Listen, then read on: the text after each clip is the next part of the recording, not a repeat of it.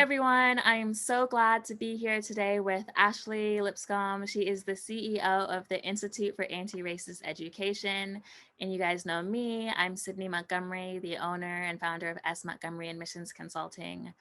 I've combined my personal experiences as the daughter of a Jamaican immigrant and a military father with my professional training through the University of California at Irvine and the Independent Educational Consultants Association to provide personalized college counseling and law school admissions consulting services.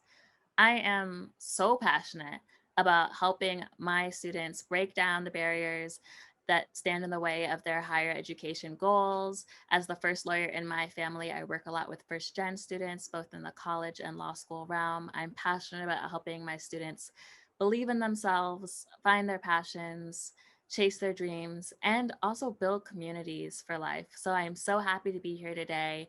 And I'm happy for the words of wisdom that I know Ashley is going to bring us. As I mentioned, Ashley is the CEO of the Institute for Anti-Racist Education. It's a 501c3 nonprofit based in New Jersey that aims to bring decolonizing curriculum and anti-racist pedagogy to K through 12 school districts. She also works with educators individually in workshops and in book clubs. And she recently presented at the National Association for College Admission Counselors Conference on trauma narratives and essay writing. So Ashley, thank you so much for being here. Yeah, thank you for having me. It's such an honor. Of course, of course. Even though I just read that or say that bio, I really just want to Yeah, know if you could talk a little bit about who you are, why you do what you do, and kind of just give the listeners a little bit of sense of what the Institute is all about. absolutely. So I am a Jersey girl born and bred. Super excited about that part. I know a lot of people are like, who's hyped to be from Jersey? This girl. And yeah, so the Institute, just very interesting. I was a teacher for 5 years. And I was also a youth minister. So I was doing a lot of organizing in my own community as far as community events, working with youth, inspiring them. And it got to that point in my life where I was kind of like itching for the next thing. I knew that there was something else I needed to do. It was a move I needed to make, and I just wasn't sure what that was. And so I had like started on this journey thinking about applying for PhDs, and I didn't work out. I have a master's and I have a supervision certification in education for educational leadership.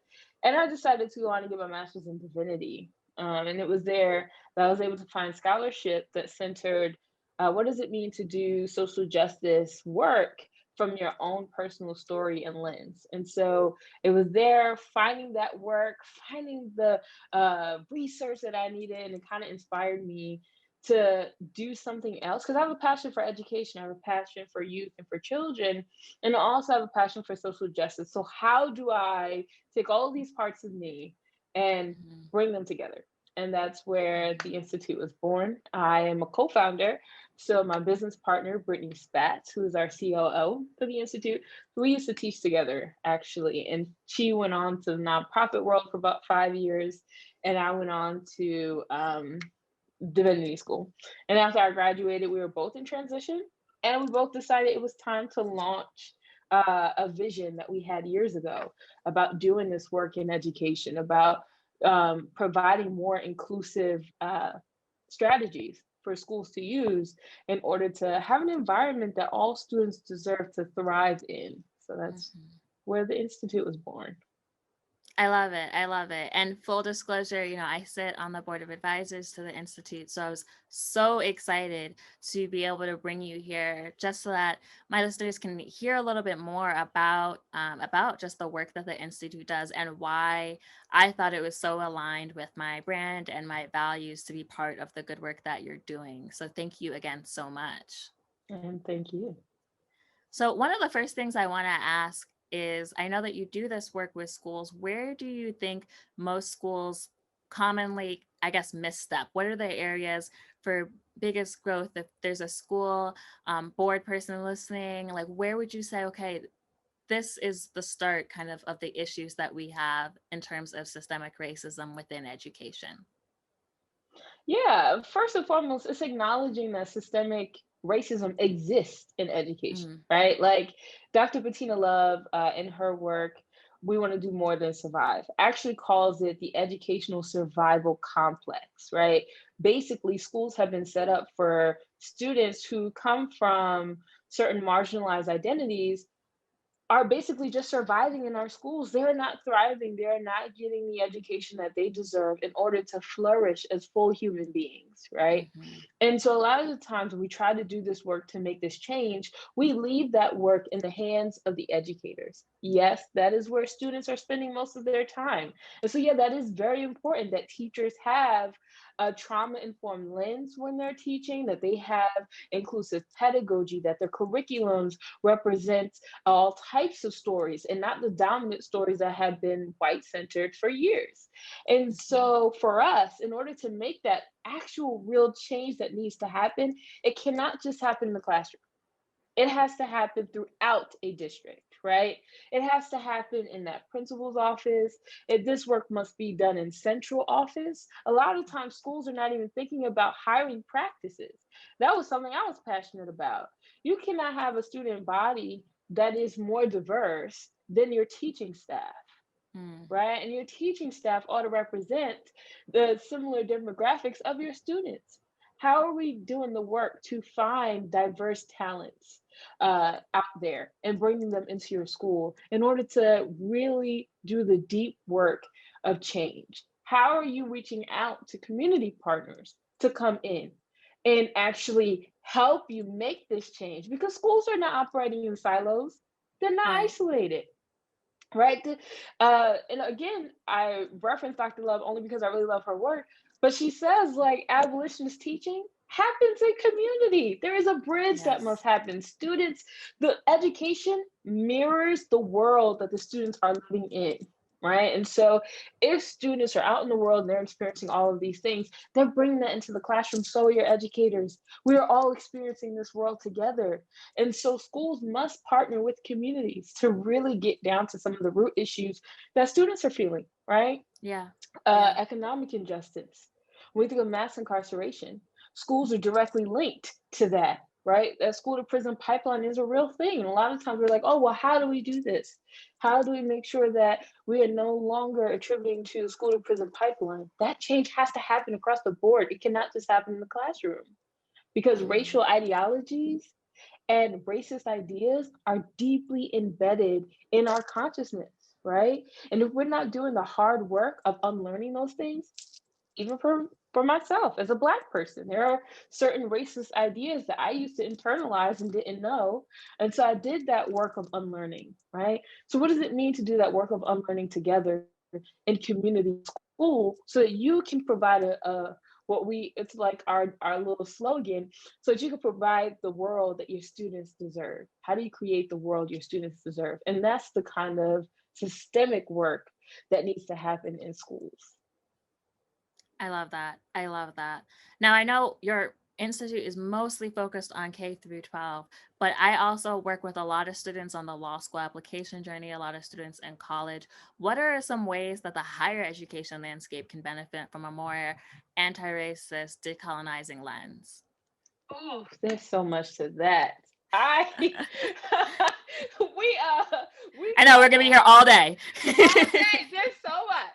We went to school to Harvard University together, both in graduate Mhm. programs around the same time. And so we Yes. got to see so many things that need to be done. Number one, for Yes. me, for higher ed, you can no longer just talk the talk.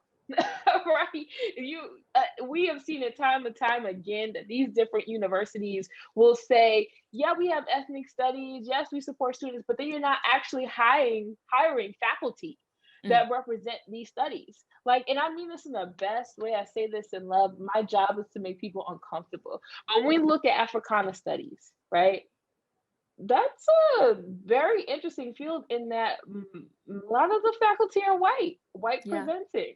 What does Hmm. that mean, right?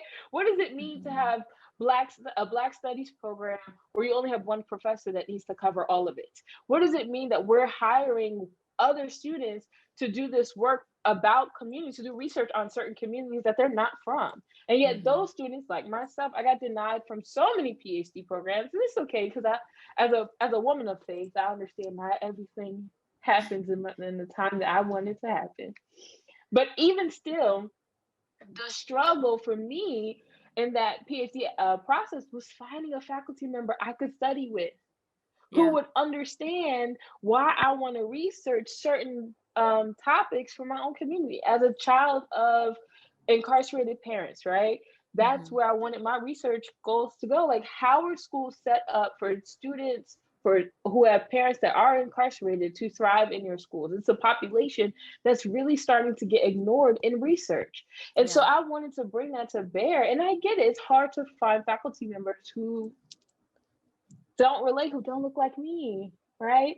And so when we look at that part, that's something that needs to be done. Look at our deans. Are they Hmm. diverse at these different universities, right? How are they setting up research apprenticeships? Who gets those? Right, right, right. How are we telling first generation students? I think of Professor Anthony Jack from Harvard, the Graduate School of Education, whose work talks about the privileged poor. How are Yes. we Such a helping great first? book. Such a great book, Such a great right? book. How are we helping first generation students who don't understand certain norms, right? Right, right. Again, that are just outside of their wheelhouse. So there's so much. We could be on this for days. But for me, a lot of universities, they say they want to do the work, but they only want to do the work with those who keep them comfortable. But if you're Mm, going to do anti-racist work, you should not be comfortable. That's not a right. comfortable conversation. We're talking about harm. We're talking about people who have been done wrong. We're talking about painful things. And so Yeah, that conversation should not be comfortable. If you're yeah, working with someone who you feel like is like, oh, it's okay, we know they're not going to push us too hard, that is a waste of your money because you are still not creating an atmosphere that your students deserve to thrive in. They're just going to survive at your institutions. Again, Dr. Love, I love her book. I'm a huge fan. If she ever sees this interview, I'm a huge fan. amazing. I'm sure she might. I'm sure she just might. Yeah. I think that it's so important to call these things out, and I think we can kind of sometimes get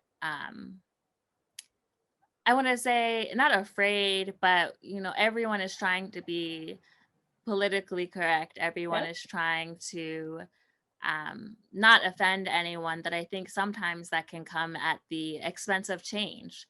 That we can't make change because everyone is too busy not talking about the issue because it's offensive to talk about the issue. And I think that's where that bottleneck comes in.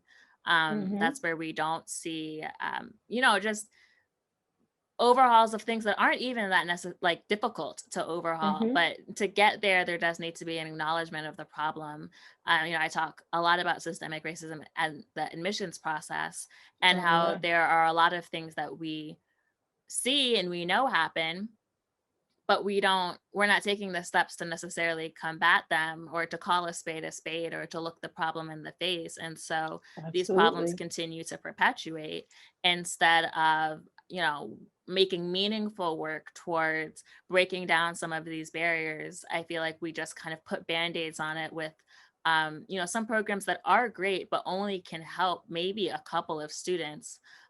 Pipeline programs are amazing, but they only take but so many students. And of course, usually some of these pipeline programs are geared towards the best of the best, Yep. not necessarily understanding that some of the students cannot be as competitive to get into some of these pipeline programs because of the systemic barriers and oppressions that they're trying to face. And so Mm-hmm. then those students seem to be shut out of these pipeline programs that were, in fact, geared towards those students, anyways. And so that can be kind of this tension, even with some of the big scholarship programs. You think of QuestBridge, that does amazing work, right? I mean, I'm not saying Mm-hmm. that anything negative about QuestBridge or these scholarship programs. They really provide tremendous opportunities for so many students.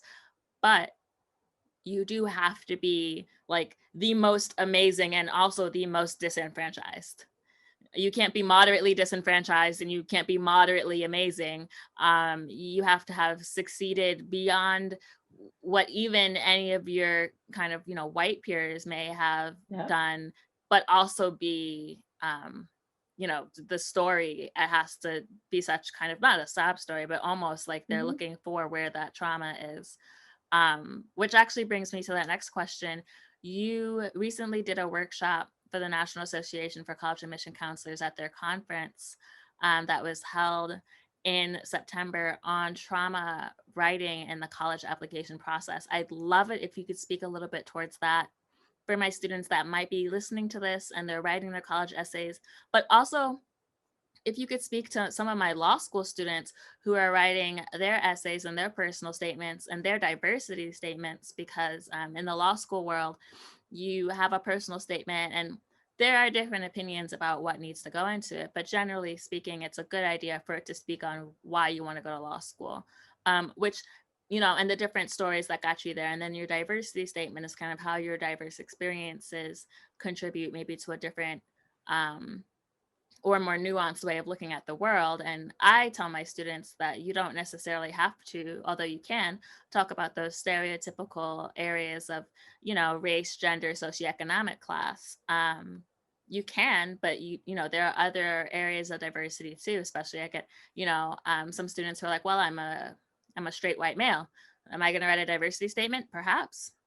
Right. I always say that there's a lot of things in your past that could lend its way, but sometimes I see students and they've come to me and either through their personal statement or their diversity statement, they feel like they have to write about the most traumatic thing that's ever happened to them, how they've overcome it, and therefore they'll be a good law school student. Which, you know, I don't think that should be the total framework with which students look at writing this essay. But I know that on both the college and the law school side, there's this pressure, I think, from students to write about the most traumatic thing. Or then on the flip side, I get students who come to me and they say, nothing traumatic has happened. I have nothing to write about in my college essay, which for me is like, they don't only want to hear about the negative traumatic things, but students really feel like maybe I have nothing to write about. So can you speak to just how trauma works its way into the writing, how students should think about that? What is a healthy way to go about approaching that?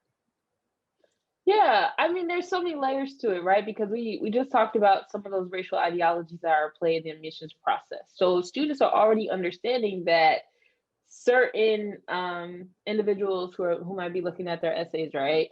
Who come, I think, correct me if I'm wrong, but 80% of like higher ed administration and admissions is white. If I don't have I that believe exact statistic, but I would venture to say it's probably correct. yeah, I venture it's a large number. I'll say that. And so we understand like Chimamanda Ngozi Adichie has a TED talk like the danger of the single story. It's something that I've talked about in that presentation that you mentioned. And so that single story is the expectation, right? It's that expectation that if you come from a certain community, you're going to write about that particular story. And so the one way we disrupt that racist idea, or at least pushing back against those stereotypes, is doing what Sydney suggests, right? Writing about something else. We don't think that we even have the luxury to radically imagine other parts of our story that we're passionate about, that we want to research, that we want to explore in colleges and universities. And that's totally understandable, right? For example, and Sydney had to help me with this. So when I was applying for my PhD, I was writing about my story. So I was writing about the time that I was, and people have heard this before, but I was walking with my mom. She gets arrested, me and my sister, and we're left out in front of my grandparents' home. No one's there. These officers don't even check to see if someone's home. They leave us there. I'm 7, my sister's 6. And we're just left there for hours until my grandparents come home from work, right? So that was trauma for me. And the first time I was trying to write about this, I couldn't. There was no words to process. I was jittery. I was tense. I felt it in my body. I was getting a headache, and my words were all over the place. And like, thank God for Sydney, who was like, right? Because I realized I couldn't get the thoughts out on the page because I was so caught up in an experience that I thought I needed to write about. I was caught up in that experience and I wasn't distanced from it. And I wasn't doing the things I needed to do in order to care for myself in that moment, in order to write a quality essay. So if you do want to write that, if you feel compelled that you do want to write about trauma, then the first things first, know that you have options. And I want to say that you do not have to write about this. And Sydney has said that before. That's not something you have to write about, right? There are other options that you can use in order to explore other parts of you that are still so beautiful, right? Mhm. The other part is, if you choose to do this, I offer a writing style that is helpful. I call it the transformative and restorative writing process. I didn't have a name. It was just, I like both words, so I put them together. And basically, in this writing process, what it is it's centering you. It's how you're feeling. Because if you're writing about something that was pretty traumatic for you, like I was, you may not be paying attention to the needs of your body. Your body is going to respond to that trauma.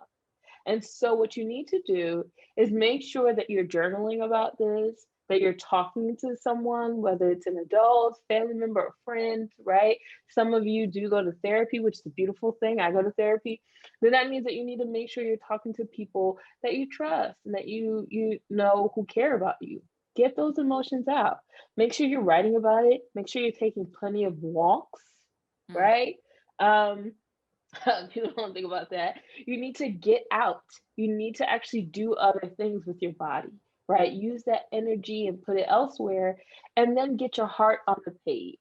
The first time you write about it, just get all the words out. That's what I had to do. You just have to get all the words out and trust that someone like Sydney is going to say, okay, now that we have the words out, let's take a step back. How can we navigate and make sure you have a beautiful essay, right? Because sometimes we get caught up in trying to figure out where to go and how to get there in writing the essay, that our trauma response is being ignored. So you want Mm. to make sure that you are anchoring yourself and paying attention to whether or not you're having a trauma response. And what does that look like, right? That could be that you have your head is hurting. It could be that your shoulders are really tense and like bunched up. It could be that you're feeling jittery. Pay attention to certain things that are ticking, like your leg could be moving, right? It's also feeling distracted and detached, not being able to really feel in the moment, a little numb. Like, so there are things that are happening, and there's a whole bunch of research on it. But just know that you are the one who knows your body best. And so if it's telling you something is wrong, take a break. And maybe you might even want to distance yourself from the topic altogether and explore something else that's a part of your story. Yeah, I was yeah. long, I know, but that's No, that was great. my I piece. think first off, shout out to therapy. I'm also a big mental health advocate, a big Oh therapy yeah. advocate. Oh yeah. I think Um, everyone should go. I think everyone should go too. I mean, you go to your doctor for your body. You never, just because you're healthy, you don't never go to the doctor. You still get your checkup. Right. I think, you need to go and see a professional for your mental health as well, because, it's important, one, to catch things before they go somewhere. Sometimes we think everything's fine until one day it's not. But Yep. also just to learn about yourself and introspection. It never hurt anyone to know a little bit more about themselves. Exactly. I Exactly. think it just makes you it helps you become a more self-actualized person.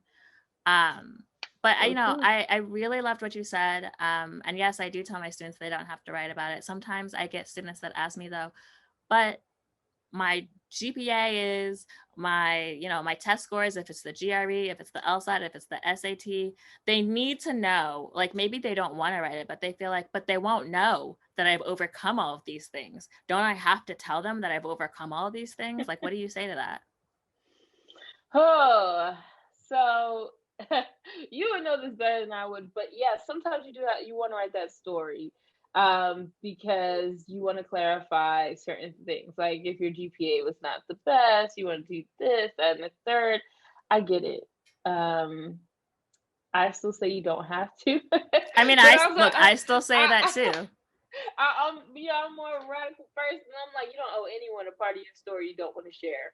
Mm, Um, but if you feel like there is no other way around it, that you must explain these things, then do so in a way that's true to who you are, that yeah, is authentic to you. Do not try to put on and give a story that is outside of your authentic truth, right? yeah, You yeah, don't have to yeah. clean it up for someone else's perception either, right? Of course, you want a well-written essay, but you don't want to mask the truth of what actually happened because you're trying to impress. Then your trauma becomes performative and you feel like you're attached to that. So if you get rejected, not to say that you will, but then you feel like your story is rejected and nobody wants Right. to feel that way. No one Right. wants to feel that way. I always tell students, like, if it's because you want to put your grades or other negative Right. performance in perspective, you can write an addendum, Right. like Right. that, Right. like and that's the place where you can tell it in a more factual and less narrative structure, especially if the narrative elements are going to be re-triggering for you. Right. I 100% agree that however you decide to do it, it should be authentic. And To sometimes you. I get students that have been used to this kind of performative, like this is the story that they tell for scholarships. This is the story Mm. that they tell. This is the thing that makes the interviewer cry. So then they go and they start to write that college essay. Um, and it doesn't come across as authentic because it is almost a rehearsed narrative. Right. Because they say, well, this is what, makes people want to help me. And so I try to break them and say, you know, break that down and say, you want a school, whether it's a law school or college, that's a good fit for you. And you won't be able to tell if it's a good fit for you if they don't actually get to know you. Mhm. Because then it's just a good fit for the Exactly. person that like you are portraying, who is maybe Right. not you. Right. If they can't accept you with the rest of your self, the rest of your story, the other parts of you that's not just the trauma, then I don't really know that that's a good fit school for you. I agree. I agree. And then we also have to start challenging some of these programs to start accepting the best of who you are Hmm. and not the stories they expect. No, I completely agree. I completely agree. I want to I want to shift a little bit. As you mentioned, we both met during our time at Harvard in different graduate schools. I was at the law school, you were at the divinity school, and we actually met because we formed a student group and we started Black Student Ministries at Harvard, a student organization under the Memorial Church at Harvard University. Shout out, shout out. Shout out to the Memorial Church. Um, and the reason why I felt it was so important to start such a place is because I felt like there was no place for me to intersect my faith with my higher education pursuit. And I felt like I was losing that part of me a little bit. Mm, Getting caught up in law school and all of the stress that went with it, I felt like I was not as connected to my faith, or there wasn't a place for me to connect to others around faith. So when I, held that interest meeting and we met and we really connected, it was really great. And then I learned that you were also a youth pastor previously, which was fantastic. As you know, in my business, of course, I am open and welcoming to students of all faith or no faith. I never try to push that on anyone, but I do hold space for students for whom faith is an important part for them to join me in prayer, whether that's prayer for upcoming exams like the LSAT, or whether it's like right now in the month of October, I'm going live every day on my Instagram at 11 a.m. Eastern time, Monday through Friday, or 2 p.m. Eastern time, Saturday and Sunday, for just a short midday prayer, midday centering, given the high stress that's going on, especially right now. This month of October is going to be like no other. And so I thought it was important to take that time to center and to ground.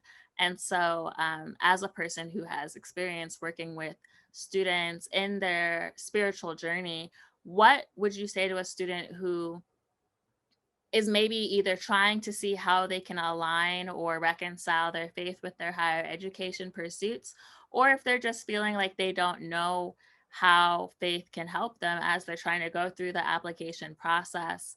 And like I said, faith of any kind, it could even just be a spiritual, soul grounding, a meditative posture. How might you advise them on how to bridge those two things? yeah, absolutely. So, like you said, it's a crazy time for students overall, right? It doesn't matter where you are on the spectrum, whether you're Mm, applying for schools, trying to get in, whether you're in, all the things. It's just a crazy time. And so one thing I know about spirituality, yes, I am a youth pastor now, but I also went to divinity school, so I understand that spirituality is different for all types of folks. And one beautiful thing about spirituality, it's a grounding, right? And all of the chaos and all of the crazy, how are you able to ground yourself every day? How are you able to take care of you, right? In a world where the expectation is you have to be the best, you have to be on, you have to be this, you have to be that. Spirituality just quiets the noise of all of that, asks you to focus on yourself. How are you connected to yourself? And therefore, better connected to whatever your faith is. For me, it was God, right? How am I better connected to God? How am I better connected to myself and my spirituality? All of those things help to ground me in the chaos so I can keep on moving forward and do all the things that I needed to do, right? For me, I love music. Music, any music you give me that kind of, I was joking with Sydney. I said, the Greatest Showman album has been in my head. And so before we or get on the call, I was playing the song, This Is Me. But for me, gospel music also does it too, right? What music are you listening to? How are you meditating? Are you waking up early enough to take that time before you start to get out into your day to center yourself in your meditation practice? If it's prayer, if it's just mindfulness, right? How you're meditating and being aware first thing in the morning before you even get to the social media, before you get to the, Before you reach for the phone. That's a tough one, isn't it? Even before you get to the phone, and I have a phone that, sits right on my bed. Yep. So how do you, do all the things, do that first? Because that grounds you first. It reminds you that your breath, your life is important, it's valuable, it's a gift. And just honoring that life that you got to wake up into that day. And then going about your day, how are you seeking to, check out for a little bit, a break from the screen time, right? How do you take care of yourself and all those things? That's what spirituality does for me. It's a reminder that I'm here for a reason, and that reason needs to be intentionally taken care of. And that's just my life. That's my purpose. That's my drive. It has to be taken care of, because if it's not, then you just burn out and you want to give up and you want to give in. You don't want to keep writing these essays over and over again. You don't want to apply to another school, right? Because then you get tired. But you could be missing out on something really important. That's why you got to take care of yourself. Yeah, So, no, and I know that's like advice that I need for my own self. I'm trying to find ways to carve out more self-care into my day, my week, just trying to see where I can create more space so that I can think and even think more creatively about the best ways to continually serve students. I'm always trying to think creatively about how can I be more purposeful in my interactions with students. How can I help more people? How can I make consulting more accessible? I strongly disagree with the sentiment that educational consulting, whether it's law school admissions consulting or college counseling, is only for the wealthy. I am always trying to figure out how I can reach more students who aren't being served, how I can make it accessible and affordable, how I can push them to new heights. But it's hard to think creatively about all that stuff when you're running around and maybe you're not carving out that self-care time. So that's so important. What you said, just taking time to, to center yourself and to ground yourself. Yeah, and that's for parents too, right? Like, I know self-care is being, some people feel like it's just being drilled and drilled and drilled into us. But the reason is because it is so important. And I heard someone say, and I'm pretty sure you've heard it before, but you can't pour from an empty cup. You You cannot. can't keep giving of yourself if you have nothing left to give, because that's where I was, right? In the application process, I was so overwhelmed with school, with everything else, work, life, and never taking care of myself. And I can't produce. I can't be creative that way. I can't live that way. And so you have to make sure that you're taken care of so you can present the best of yourself. So you can fully explore these ideas that you've had that you want to offer as a gift to the world. You can do it. It's in you. You just need to make sure that you're taking the best care of you in order to do that. Absolutely, 100%. Now, I know that we've talked a lot about students and their essays. I wanted to shift a little bit to some of the work that you do with individual educators or even consultants. How do you go about working with them, perhaps as they are thinking about ways that they can be more purposeful in their social justice activism and becoming more anti-racist and working towards dismantling some of these systemic barriers in education and in admissions? I'd love for you to just share some of the work that you do there. Yeah, absolutely. We offer so many things on our website. We offer so many different services, webinars. We also facilitate difficult conversations for schools and for corporations. We also have healing circles for our Black, Indigenous, and persons of color. And we are now rolling out our own coaching program. So individuals who you have these questions of trying to figure some of these things out, and you want to do this, what we call unlearning work. I think that was Rachel Cargill. That's where I got that Mm. from. Who want to do this unlearning work, right? You've heard of these ideas, they've been deeply embedded, and now you need to unlearn them. You want to start that unlearning work, you just don't know how. We now offer coaching services where you meet with me. We do kind of what we're doing here, Sydney, and we have a conversation, and I help you to come up with a customized plan of how you can actually continue this work in your organization, right? And so, of course, our passion is for educators. That's why we offer all of our services on the sliding scale. We also offer a lot of free things, a lot of free panels. We offer a lot of free resources on our website. And for institutions of higher ed, for consulting firms, we have had a few to reach out to us, and we've offered our services there. It all starts with, why do you want to do this work in the first place, right? And once you understand your why, then I help you to figure out the how. How to do that for your students, how to talk through that with administration, how to set up programming so that this change continues, doesn't happen overnight, but it continues through years, right?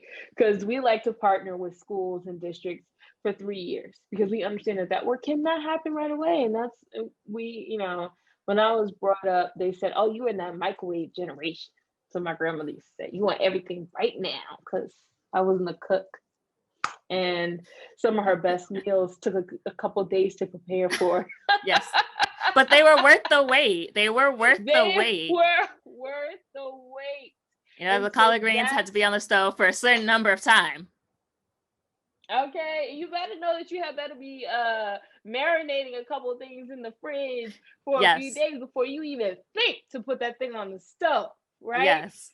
So yeah, and I think I learned that patience from my grandmother. The thing of anti-racism, a lot of times you'll hear a lot of people are doing this work, um, and it's somewhat being commodified, and that's true. Mm. But the way that we see this working is understanding that this is your individual story. Storytelling is at the center of what we do, because that's ways in which we can deeply see why we believe what we believe. And that's how we begin to do the unlearning work that's necessary, because we haven't really fully explored why it is that we believe what we do. Sometimes, some people, when I say, oh, yeah, there's systemic racism in education, people are like, well, huh? What? Yep. How? Even in my own community where I'm from, born and raised, right? I was just on a panel with them, and they were like, "It is? How so?" Until I show them, like, okay, these practices. The reason why Black students are suspended at higher rates is because they're selected differently, because teachers understand their behaviors differently because of racist idea. Like, it's a whole process. And if we're not seeing the many layers, then we don't understand how to work against those things. And so that's why I call it unlearning work, right? It's that unlearning that we have to do. And so the Institute, we're figuring out all types of ways to do that. Of course, we would love to partner with all districts, right, to help them do this at the district level, because educators are beautiful advocates. Some of you have been advocating for your students, some of you have been advocating for this work for a long time, and you're learning that you just cannot continue to do this by yourself. So we help administrators figure out how to help their teachers also advocate for the same things and making that change in their schools. And so if you're doing consulting work, how do you do DEI work within your own organization? you can contact us for that as well. We have Sydney on our advisory council for a reason. And that's the beautiful thing about the Institute. It's not just me, it's not just my knowledge. We have an advisory council of people from different areas and different backgrounds and specialties to even help us with this work, to come in and say, here's how you can do this work in math, right? Science, how you can do this in counseling. We don't even understand that this is also, racism is also embedded in counseling. So there's so many things. And No, the Institute is here for all of it. Just have a conversation with us. I love it. So speaking of which, though, where can people find you? I'd love for you to tell them, like, what is that website? Where can they Yeah. find you on Instagram? How do they connect with Oh you? my gosh. Yes. Find us on all the things. You can go to our website at the antiracisted.org. Again, antiracisted.org. That's where we are on our website. You can sign up for our newsletter because we give so many inspirational things on our newsletter, some helpful tips. I write encouraging messages from time to time for our newsletters, so make sure you want to come through and see that. You can follow us on Instagram, where we got like 4,500 followers in just a few months. Because Amazing. we're getting out there, so spread the word, get us out there. The algorithm is playing these last few days, so we want to make sure we're getting out there. So yeah, you can follow us. Just look us up, the Institute for Anti-Racist Education. We're also on Facebook. You just look us up by our name again on Facebook and LinkedIn. You can follow me personally at Ashley_Yolanda. I'm also there on Instagram. I'm not the best at social media, but I'm trying for my personal page. It's a work in progress. But you can still follow me there too. Amazing. Amazing. Well, Ashley, thank you so much for just share all that you do, first off. All that Oh, you thank do you. for educators, for students, for getting the word out there, for helping people as they try to navigate these really difficult conversations and topics within themselves and within others. But just thank you for being on this video with me, doing this interview, and showing up and being yourself as always. Yeah, and thank you. Thank you for hosting this space, friend. I love you. I So, love you too, girl. yeah. So thank you. Awesome. We will talk to you very soon. All right.